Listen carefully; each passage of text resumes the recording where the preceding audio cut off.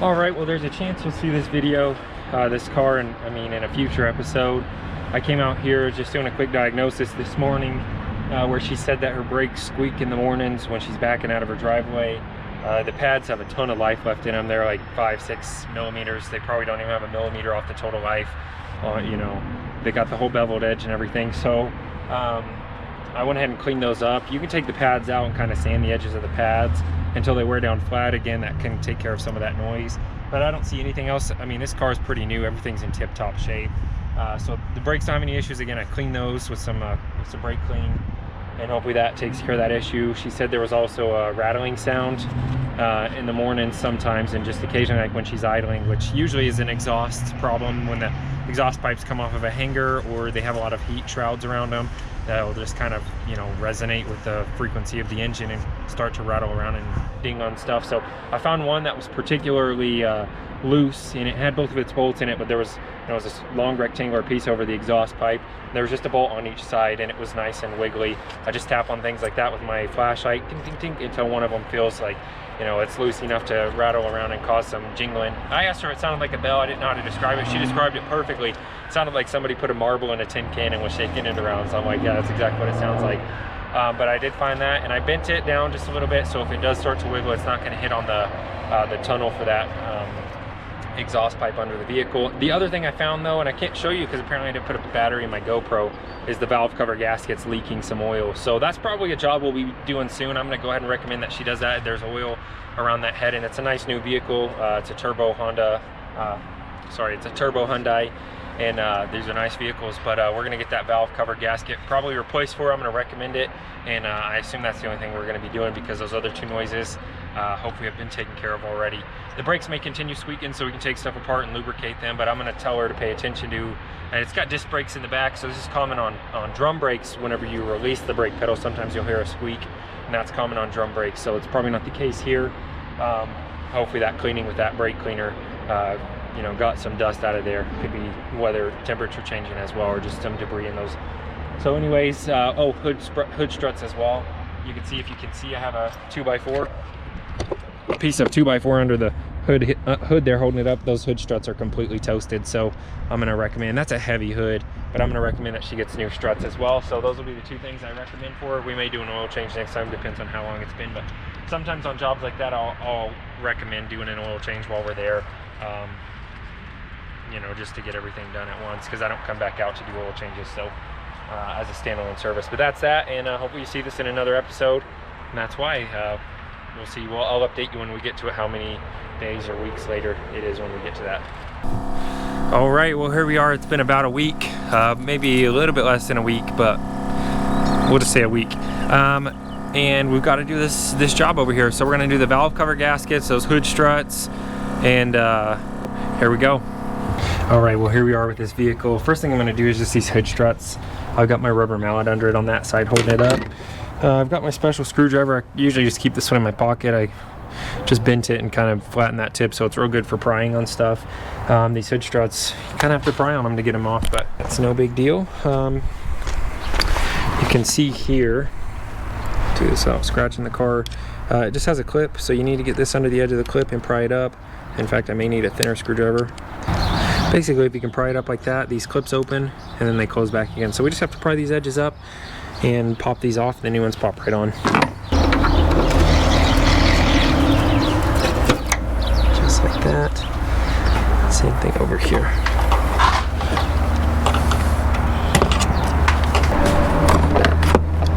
All right, there's that old one. Just throw it in the back of the truck there. With all the other junk. Let's see here. So, yep, sometimes these will go on just pushing. Sometimes you gotta pry the clip up to get them on, but looks like it goes up with just pushing. And we'll do the other side.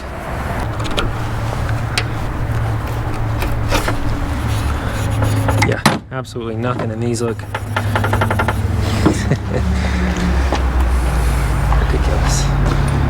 Just roll it out under this side. Roll that up with us.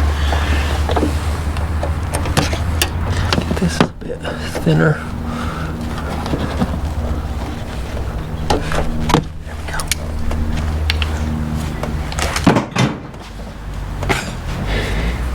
Nice that these ones just push on. Like I said, sometimes they're not quite so easy to do. And we've got new hood struts. So that's great. Now we don't have to hold this up with our head or worry about scratching this hood. It's a nice car, so we'll do the valve cover gasket. We're gonna look at spark plugs as well. So we're gonna look at spark plugs as well, but she mentioned that they had the turbo replaced last summer, so they may have done spark plugs with those. We'll pull them out and look, but we've got to remove the coil packs and everything as well just to get to this valve cover gasket, which you can see is leaking. And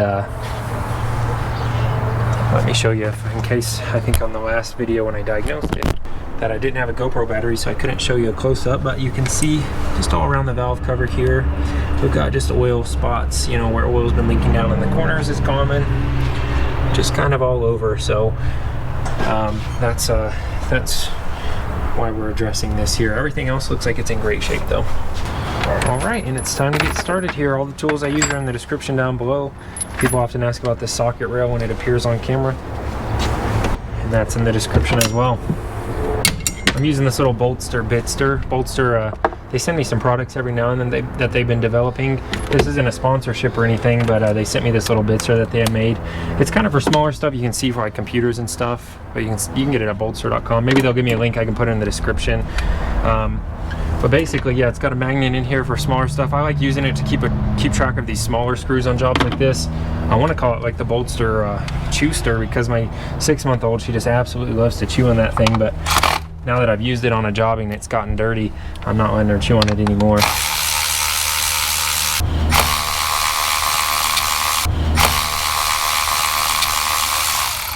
Yeah, I guess 𝘮𝘍𝘍 is getting kind of big.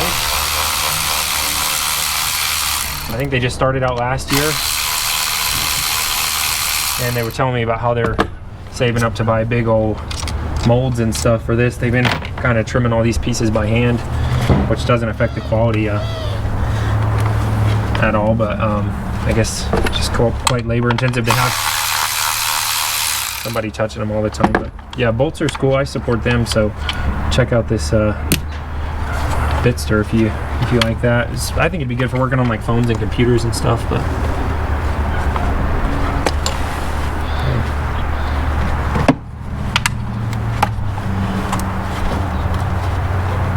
it's so nice to work on a new car where all this plastic isn't just dry rotted to death. Stuff actually bends how it's supposed to on these little clips and stuff.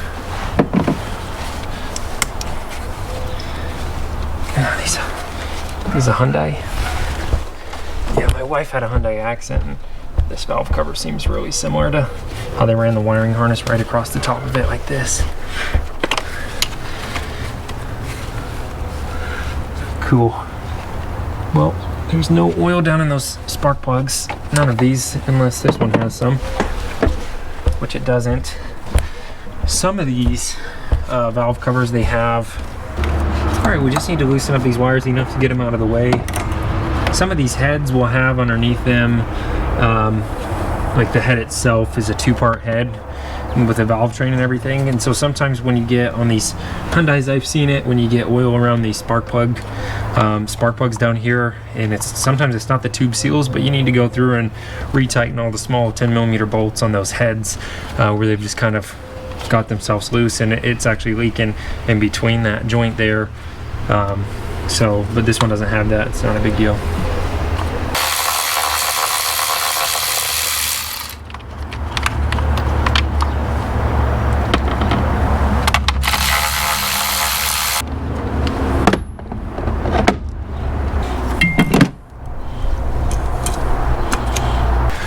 All right, now all these valve cover bolts are going to be the same size, so I'm just going to keep those in a pile up here with themselves. No need to organize those. It looks like there's just going to be one tricky bolt to get to, which is underneath the fuel rail right there, or just this fuel feed line. I guess this is the fuel pressure regulator here.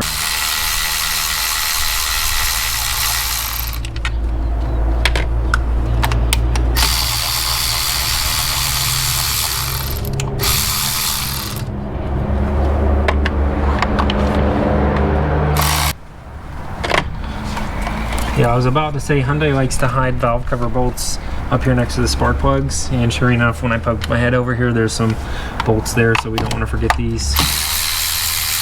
I don't ever really pry on valve covers anyways, but you can get in trouble if you leave a bolt behind you're not thinking about and you start prying on it trying to pop it loose. You can break these plastic valve covers.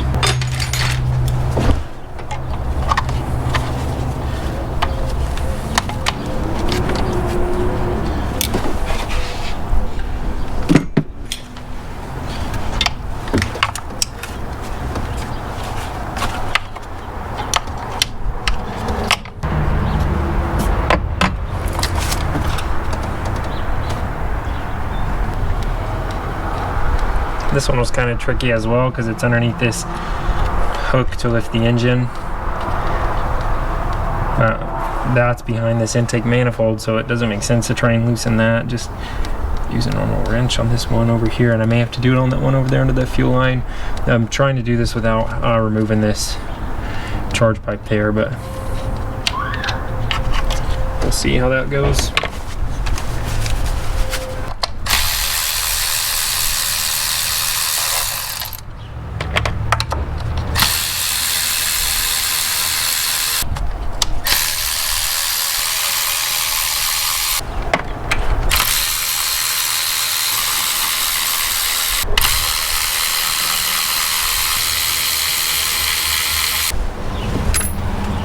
Okay, 2 more, and they're on that back corner over there, and then they should be ready to come out completely. Let's loosen the wiring harness right here.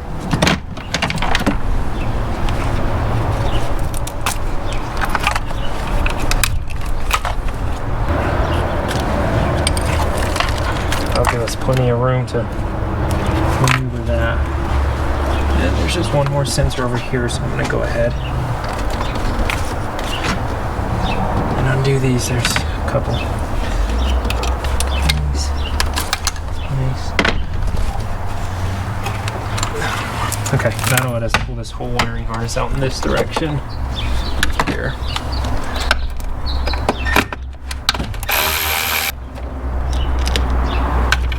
Okay. Alright, let's get those last 2 bolts and then we'll pull this out and replace the gasket. Alright, that was pretty easy as this fuel line was just flexible enough to where I didn't have to worry about bending it, but I could pull it out of the way. Just enough to get that thin socket past there. And this is ready to come out, but let me blow all this off with some air so we don't get dirt down in there when we pop it loose.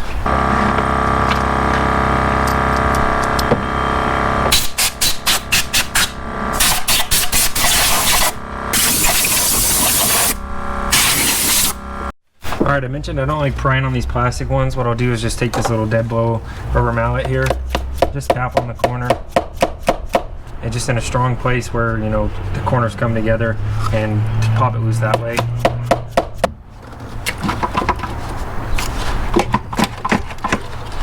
Alright, let's see if they design this right so that it clears everything here.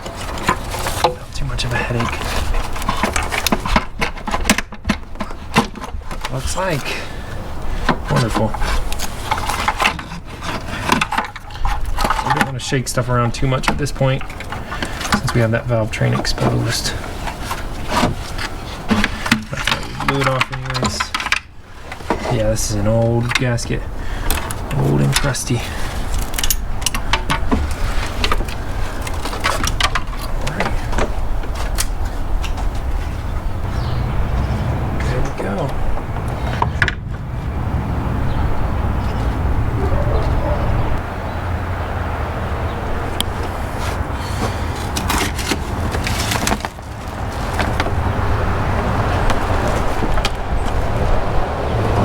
Gasket in here.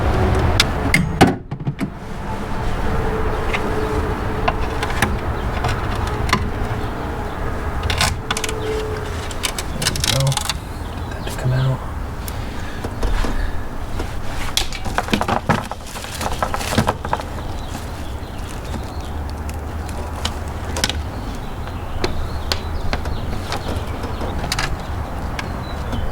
Okay, I thought maybe this wasn't a gasket, but it looks like it is. Let's see if we can use that big wide flathead to pry this up. Wow. Okay, yeah, we'll definitely get that replaced as well. I thought it was plastic, it was so brittle. I didn't want to mess with it, but it definitely was part of this gasket kit, so. Okay, we don't want to get little pieces down in here though. Man, it's so brittle.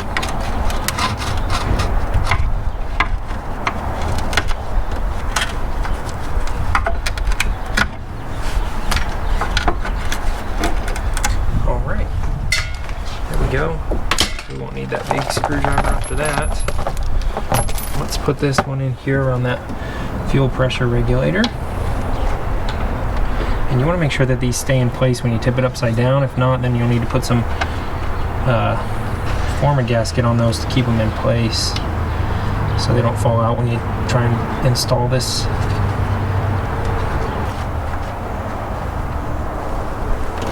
Alright, that's on.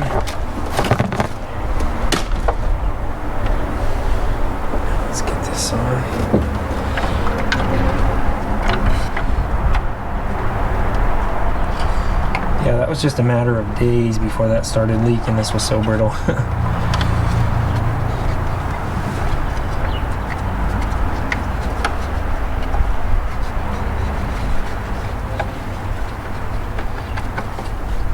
And by that, I mean this was already leaking. I was talking about the tube seals specifically. Alright, now let's reinstall this. Make sure that this gasket's all seated up well on every little part here. And we're good to go. Make sure we don't have any little pieces in here. Turn that upside down and shake it, and let's do this.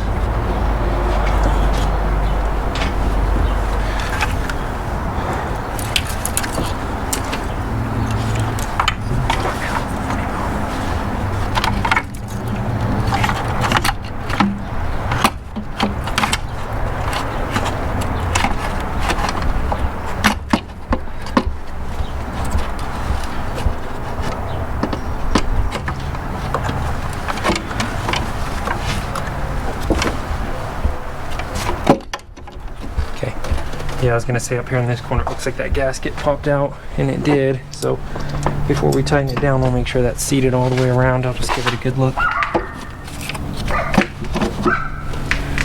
It may have just been that corner. Let's take my light here and see.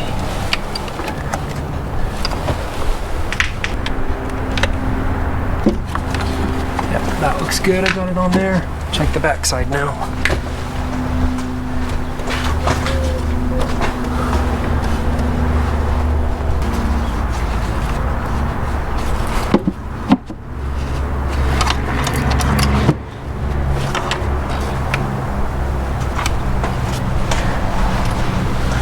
Good. One last double check up here.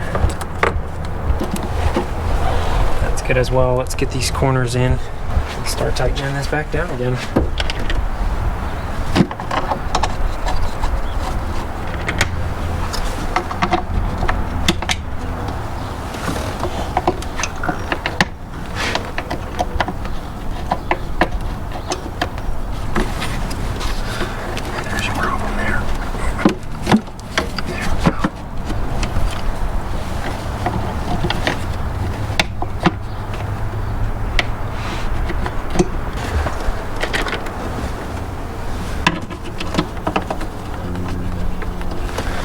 Alright, see you after this time lapse.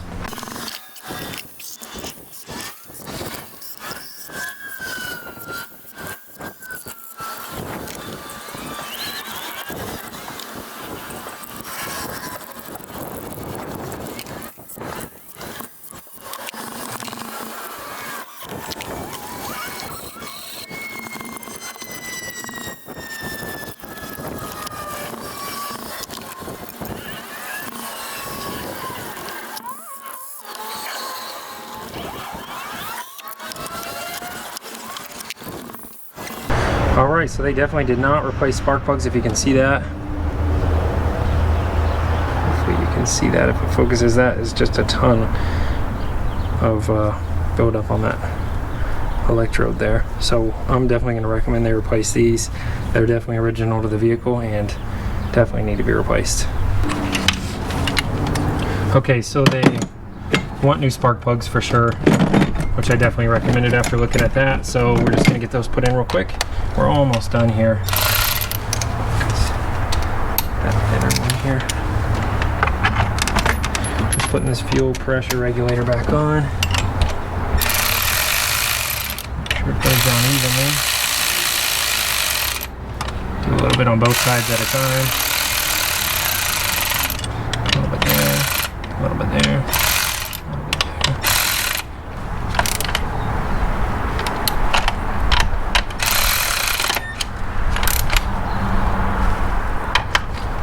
Perfect.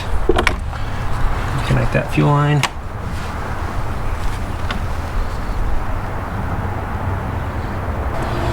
Alright, so I got a little bit of trouble here. This fuel line has a little 2-part connector in it, and I lost the little insert for that. So I don't think it's under the valve covers, the good news. And I tucked it up about here. So it was sat there kind of the whole time. Hopefully it just fell down back here, but I've got to find that. So I mean, that's not, there's no way to probably even start this car without that.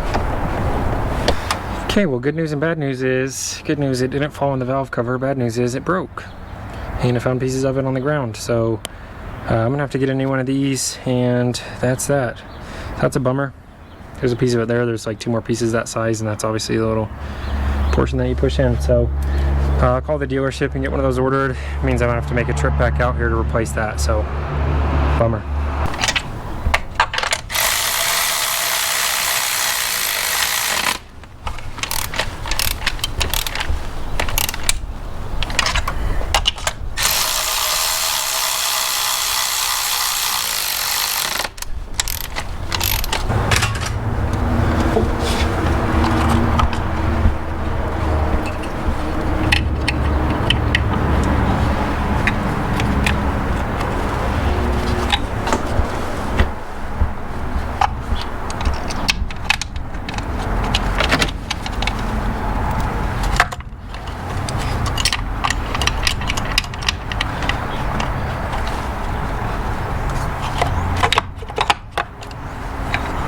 Alright, we're almost done here. I think that green piece, obviously this is the main connector here, and this is long enough. I was paying attention here.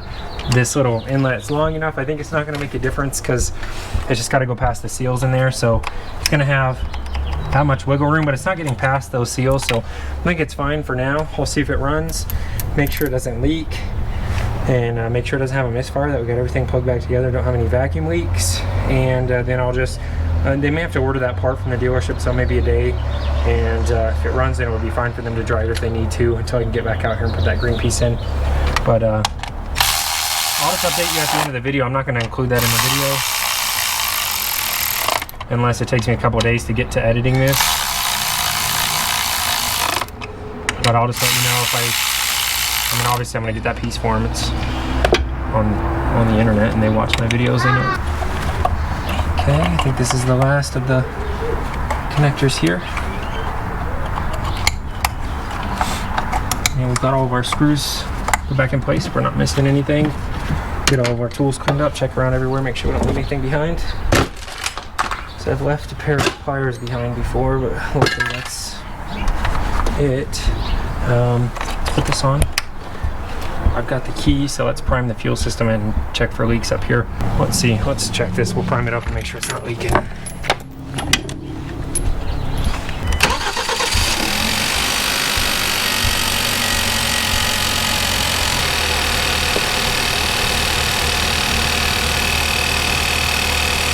Yeah, it's definitely got pressure in there. It's pushing that hose all the way back, but again, that's fine. It's not going anywhere, so there's no leaks.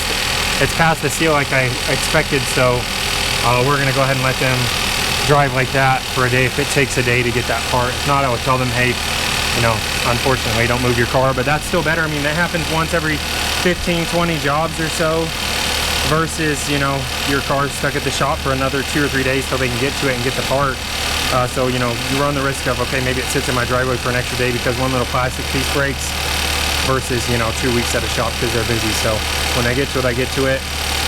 you know, when they get to it, they get to it. But here, whenever I need to work on it, all they have to do is wait an hour or 2 hours for the car to be ready again, unless it's one of these circumstances. But this one's fine. This isn't one of those circumstances. It's definitely not leaking there. So we'll check. We'll just let it run for a minute, let that oil pressure get all built up, oil get all up in the valve cover, make sure we're not leaking anything.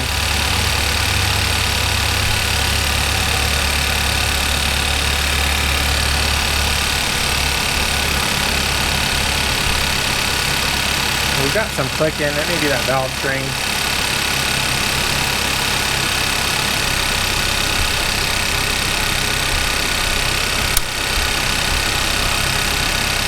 Yeah, maybe I'll just recommend them on their next oil change to put some oil stabilizer in there and see if that sounds like valve noise